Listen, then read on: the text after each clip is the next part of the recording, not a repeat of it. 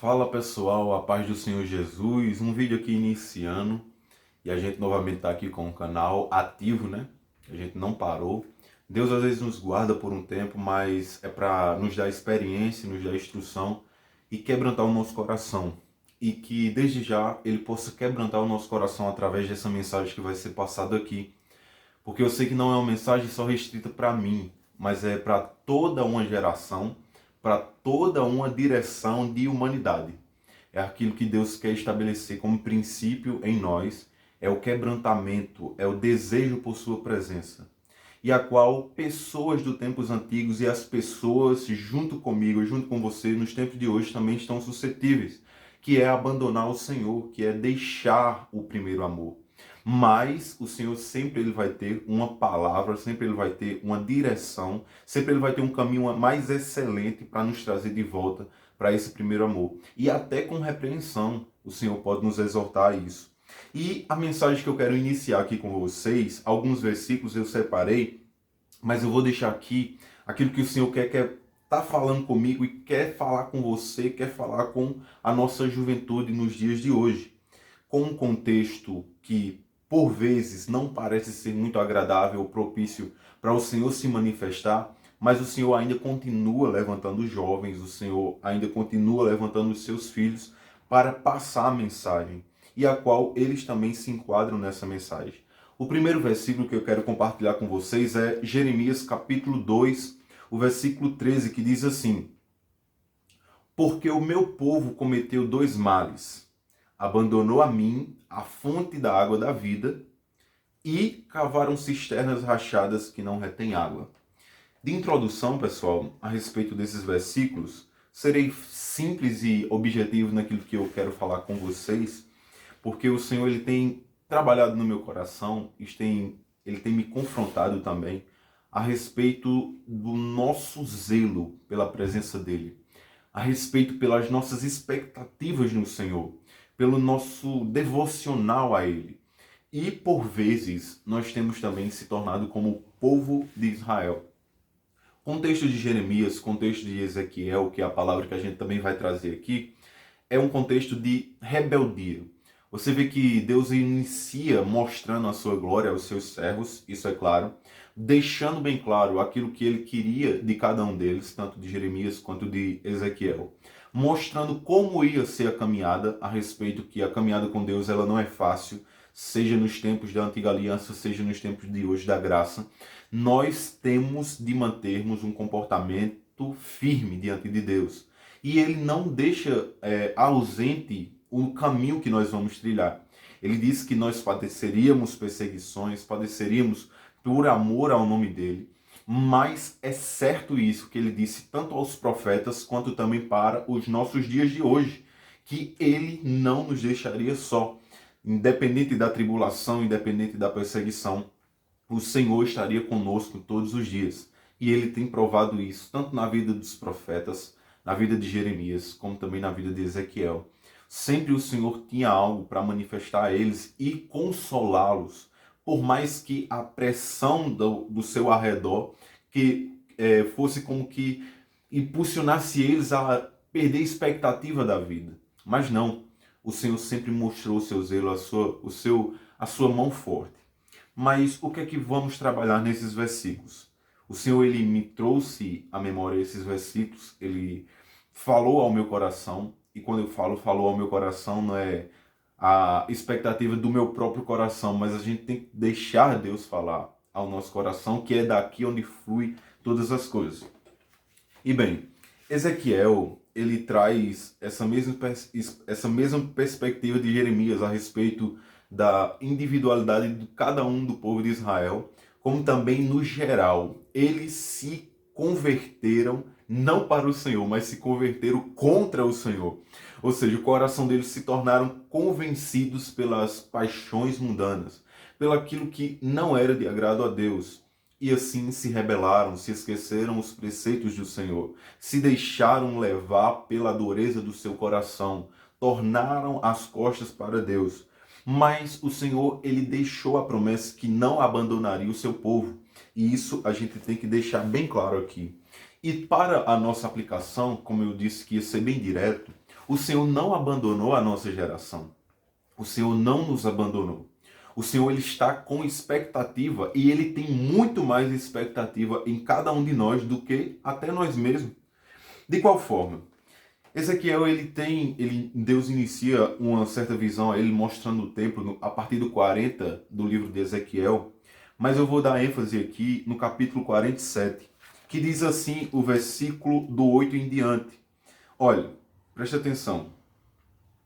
Então me disse, estas águas correm para a região leste, descem ao vale do Jordão e entram no mar, cujas águas ficarão saudáveis. Todos os seres vivos que povoam os lugares por onde este rio passar terão vida. E haverá muitíssimo peixe, porque essas águas chegarão lá. As águas do Mar Morto se tornarão saudáveis, e tudo viverá por onde quer que esse rio passar. Ou seja, eu trouxe esses dois versículos, o 8 e o 9, do capítulo 47 de Ezequiel, porque o Senhor ele me trouxe à memória esse fluir. De qual maneira fluir? Ezequiel ele está diante de um rio agora, o homem que estava com ele, né? O anjo que estava com ele, leva ele até um rio e mostra esse rio que saía do santuário, que saía do templo do Senhor. E aonde esse rio passa, ele traz vida. Mas bem, alguns pontos a gente tem que deixar claro aqui. Como é uma visão espiritual, como é uma visão também de um resgatar de Deus pela profanação que o povo de Israel estava vivendo. Ou seja, o contexto tanto de Jeremias quanto de Ezequiel era o Senhor mostrando o seu juízo por conta da rebeldia do povo. É tanto que você vê na descrição dos livros o relato do exílio, do povo indo de cativeiro, o povo no cativeiro. Ou seja, tem todo esse contexto. Por conta de quê? Por conta de rebeldia, endurecimento de coração, abandono ao Senhor. Mas veja que em Ezequiel, Deus ele está mostrando algo que também não só para aquele povo, mas também para os nossos dias. Por quê? Diante do contexto atual da nossa juventude, se vê que perdeu-se o brilho pelo Espírito Santo. Perdeu-se o brilho pela devoção a Deus.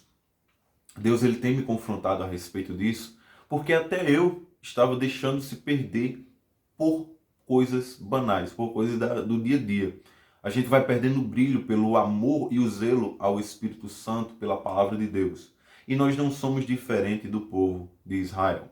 Mas veja que no capítulo 37, para a restauração do povo de Israel, Deus também mostra uma visão a Ezequiel, que diz que um vale de ossos secos estava amontoado, tudo espalhado, mas sobre a palavra de Deus, que ele diz a Ezequiel, porventura voltarão ou poderão voltar esses ossos à vida, que isso representava o povo de Israel.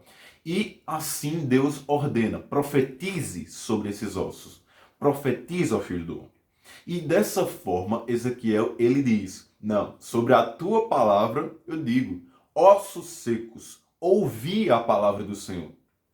Veja também que é algo aplicável para nós em questão de restauração, em questão de, pode-se essa geração, estarei colocando aqui, né? Pode-se essa geração nossa tornar a viver, tornar a ter vida novamente com Deus, caminhos de profundidades na presença de Deus. Pode essa geração voltar ao tempo de outrora, a qual pessoas tinham o zelo e o fervor pela presença de Deus. Aí, sobre algo, essa geração pode voltar novamente a ter o brilho do Espírito Santo em todo o seu ser. E de qual forma? Assim como o profeta Ezequiel falou, Senhor, eu não tenho força de mim mesmo, mas sobre a tua palavra eu lançarei essa profecia.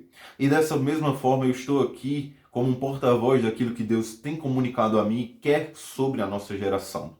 Sobre a palavra dele, a nossa geração tem vida.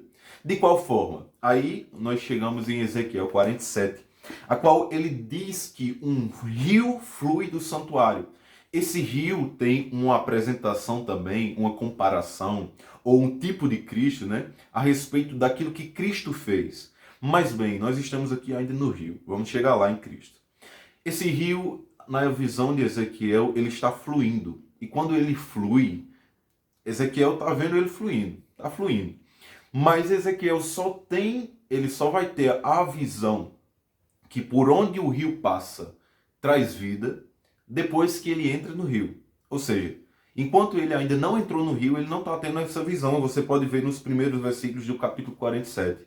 Ele vê o rio fluindo do santuário, ele vê o rio passando, mas ele só vai ter a consequência de vida que esse rio produz quando ele entra no rio. E isso aqui também é outra aplicação espiritual para cada um de nós, a respeito do que Deus estava falando comigo. Ele disse, Jardiel, que é o meu nome, você só vai ver a consequência da minha presença ao seu redor quando você tiver provado de mim, assim como Ezequiel entrou nesse rio. Sobre a obediência, sobre a palavra de Deus. Ezequiel mede 500 metros. E Ezequiel mede e vai 500 metros. E águas pelo tornozelos. Ou seja, a gente chama aqui, tem um linguajar aqui no Nordeste de pelos mocotó, pela junta dos mocotó, que é nos pés ali. Mas ele diz, mede mais 500 metros e entra. Aí deu pelos joelhos. E quanto isso, Ezequiel ainda tem um domínio, ele tem a posição a respeito de se mover por onde ele quer, ele ainda pode ir, ele tem essa autoridade, porque os seus pés ainda estão fixos no chão. E aqui eu acho que você já está entendendo essa aplicação espiritual. Mas quando Ezequiel ele mede mais 500 metros sobre a palavra do homem que estava com ele vê que a água agora já estava pela cintura. E ainda ele tem total domínio a respeito se ele quiser se mover para lá e para cá. Mas chega um momento que ele está em uma tal profundidade, quando mede mais 500, que ele diz, não, agora já não pode passar andando, tem que passar nado. É possível e essa água disponibiliza só passar nado. E ou seja, quando novamente ele retorna, porque o anjo ele também dá esse equilíbrio, ele vai até o profundo, mas ele traz novamente para o raso, traz novamente para a beira do rio. Isso que a gente tem que entender. A vida com Deus, a gente prova, e Ele nos dá a capacidade de provar da profundidade dele. Mas Ele também nos dá o equilíbrio de saber voltar. Mas quando nós voltamos da profundidade com Deus, algo diferente é produzido em nós, assim como foi produzido em Ezequiel. Ele está lá diante do rio, mas até ele ir, ele não tinha visto a visão daquilo que o rio produzia, da vida que o rio produzia por onde passava. Mas quando ele volta da profundidade para com o rio e para com esse grande significado que é um rio que sai do santuário, quando ele volta à margem novamente que o homem traz, ele diz, não, agora eu estou vendo que esses versículos a qual nós lemos, o 8 e o 9 de Ezequiel, que diz que quando o rio passa, agora há vida em ambos os lados por onde ele passa. E a aplicação para minha vida e para a sua vida hoje é que Deus está falando assim, de uma forma mais simples para nós, né? Esse rio, que é a presença de Deus, Deus ele comunica assim, verbalizando conosco, né? Conversando conosco. Deus é amigo, nós podemos conversar com ele. E ele fala de forma simples, ele falou comigo, olha Jardiel, a respeito desse rio, a respeito dessa profundidade, você também pode provar dessa profundidade, desse vigor do rio, dessa potência do rio. Mas chegará um momento que esse rio vai te dominar, que posso colocar aqui como o Espírito Santo. O Espírito Santo ele nos domina de total forma. Mas todas as vezes que o Espírito Santo vem e nos domina, muda a nossa maneira de viver, de pensar e de agir, o agir dele produz frutos, e frutos de abundância, frutos de vida. Como eu iniciei esse versículo do Jeremias, capítulo 2, diz que o povo abandonou ao Senhor, fonte da água da vida, e buscaram cisternas rachadas em qual não retém água. Ou seja, se vai muito rápido. Deus ele estava falando nessa mesma visão de Ezequiel o seguinte, olha, quando você não me abandonar e quando você deixar de trocar a minha presença por coisas fúteis do seu dia a dia, você também provará da experiência desse rio que lhe domina. Mas esse rio irá lhe dominar, mas também trará uma consequência. E qual é a consequência? Os seus olhos que hoje ainda estão tampados, os seus olhos que ainda hoje estão muito limitados, quando você voltar desse rio, dessa experiência de profundidade, você passará a ver melhor. Assim como lá a conversão de Paulo, né? que quando ele se converte de fato e Ananias ora por ele, era como que escamas caíssem dos seus olhos. E assim o Senhor me falou: quando você provar da minha presença de fato, com profundidade, você verá as consequências disso, não só de uma forma fraca, mas por onde o rio passa, você vai ver que ele produz vida de um lado quanto de outro. E assim ele também aplicou isso para a minha vida. Na minha vida e na sua vida, nós teremos a dimensão do que é o rio de Deus e da profundidade que ele pode trazer vida quando nós entrarmos nesse rio. Mas também Deus nos traz novamente para a beira do rio, para que, de fato, a gente ponha os frutos em práticas da consequência do que é provar desse rio. E não só na nossa vida teremos vida, como também na vida ao nosso redor, aquilo que estava morto, como falou aqui, voltará a ter vida. E a aplicação é simples para a nossa geração. Para a nossa geração, muitos dizem, é a geração Nutella, é a geração TikTok, é a geração falida. E de fato, em muitas coisas eu concordo. Poderemos ser melhor, podíamos ser melhor. Mas Deus está nos dando, sobre a sua palavra eu estou lançando. Deus, ele vai levantar a nossa geração. Se você crer nisso, digite já seu amém aí. Deus está falando conosco aqui. Isso é uma palavra espiritual para a nossa geração. O Senhor, ele vai levantar a nossa geração. O Senhor, ele está levantando a nossa geração. E não é por mim, não é por você, é sobre a palavra dele. Ele está dando uma ordem. Levanta, levanta e torne cada osso ao seu osso. Sopra também o Espírito. E assim a gente entra aqui, como eu falei, na presença de Jesus. Jesus, quando ele vem, ele dá essa mesma direção de Ezequiel, lá no capítulo 5 de Lucas, a qual ele vê os barcos e ele vê pescadores lavando uma rede. E lá estava o barco de Simão Pedro. Mas só que Jesus, ele pede o barco de Simão Pedro para ministrar. E quando ele pede, ele disponibiliza, ele vai um pouco mais adiante da água e assim passa a iniciar a sua pregação. Mas quando ele volta novamente, ou seja, esse rio está fluindo, Jesus está pregando, esse rio está fluindo, uma consequência ou uma comparação, como eu falei. Jesus Cristo é esse rio que Ezequiel vê, que flui e dá vida por onde passa. E lá em Ezequiel ainda diz assim: até o mar morto voltará a ter vida. Ou seja, isso não é coisa terrena, isso não é coisa de homem, isso é coisa de Deus, é coisa espiritual. Como Paulo diz, coisas espirituais com espirituais formam discernimento e sabedoria e a qual não tem reprovação. Mas, ou seja, Jesus, ele está pregando, o rio está fluindo. E qual é a consequência que esse rio está fluindo, ele está pregando e as coisas estão tomando forma e vida ao seu redor? Eu já mostro. Quando Pedro, ele agora vem, né? Jesus devolve novamente o barco a ele, mas Jesus devolve o barco a Pedro com uma ordem. E qual é a ordem? Olha, vai e lança as redes no lago do lado direito, mais profundo. Vai mais profundo e lança a rede ao lado direito. Ele já pescamos a noite toda, não pegamos nada. Aí vem um e quer nos dar a ordem.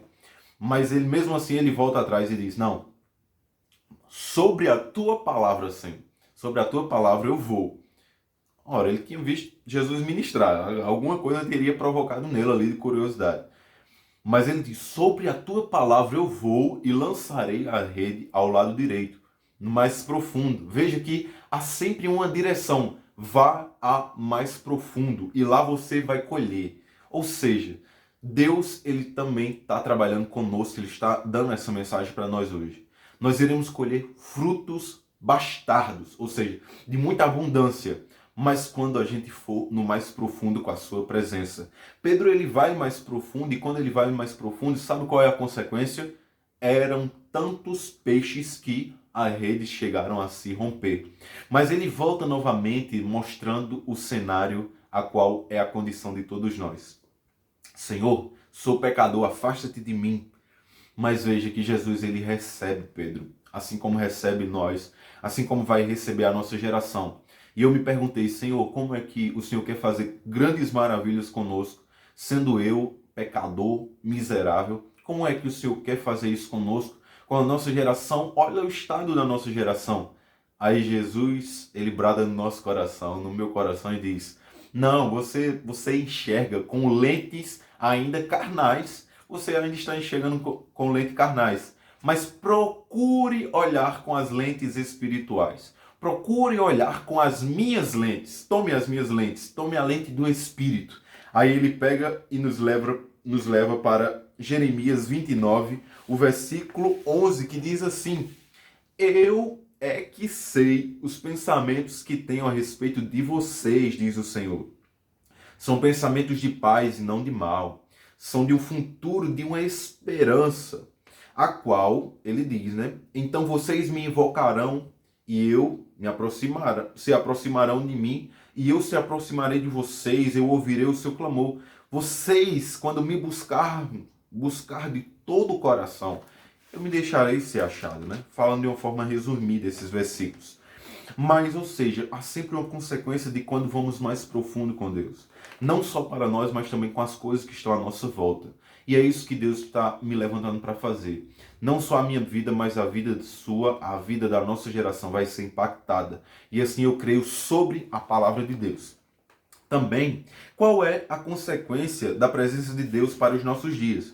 Veja que em Ezequiel era um cenário de devassidão, cenário de exílio, cenário de dor, cenário de sofrimento, cenário de abandono do povo ao Senhor. Mas Deus ele sempre levantou uma mensagem através do profeta dizendo de restauração, que iria derramar, que iria trazer novamente, que iria restituir, tiraria o coração de pedra e vos colocaria um coração de carne. E Ezequiel ele tem também a direção que Jesus Cristo iria vir, que a promessa de Deus está de pé. Mas também para Jeremias, no capítulo 20, se não me falha a memória, o capítulo 23, o capítulo 23 fala também de um renovo, a qual eles iriam dizer, Senhor, justiça nossa. E esse renovo viria da casa de Davi, a qual aponta também para Jesus. E para a nossa geração, vemos tanta dureza de coração, vemos as pessoas se rebelando contra Deus, guerra espalhando em todo mundo. Mas qual é a expectativa para nós? Aí Deus nos leva, sabe para onde? Lá para Joel, a qual o próprio Pedro, ele fala também e nos dá essa direção. Joel, capítulo 2, ele fala a respeito que iniciaria para as nossas aplicações, iniciaria com jejuns, com quebrantamento, com direção, com reunir o povo, com juntar a congregação, como se prostrar diante do Senhor, reconhecer os seus pecados, reconhecer os seus delitos, reconhecer que nós falhamos contra Deus, saber que nós deixamos o primeiro amor, mas ele diz, quando vocês caírem em si, fizerem isso, aí vem a consequência. E acontecerá, depois disso, depois que se arrepender, que derramarei o meu espírito sobre toda a humanidade. Os filhos e as filhas de vocês profetizarão, os seus velhos sonharão, os seus jovens terão visões. Até sobre os servos e sobre as servas derramarei o meu espírito naqueles dias. Mostrarei prodígio no céu e na terra, sangue, fogo, coluna de fumaça. O sol se transformará em trevas e a lua em sangue, antes que venha o grande e terrível dia do Senhor. E acontecerá que todo aquele que invocar o nome do Senhor será salvo. Porque no monte Sião e em Jerusalém estarão os que forem salvos, como o Senhor prometeu, e entre os sobreviventes, aqueles que o Senhor chamar. Ou seja, há uma aplicação muito profunda para nós. Há um chamado de Deus muito profundo para nós. Ele quer restituir o Espírito Santo para os nossos dias. Ele quer trazer novamente a chama acesa em nossos corações. Eu estou nessa busca, espero que vocês também estejam. Comente aqui embaixo, derrame também as suas lágrimas em oração. Busque, se tiver alguma visão que Deus esteja lhe mostrando, deixa aí nos comentários para impactar a fé de outras pessoas. Curta esse vídeo, compartilhe e se inscreva no canal para mais direção e mais palavra de Deus. Que Deus abençoe e estamos de volta com o canal. Amém?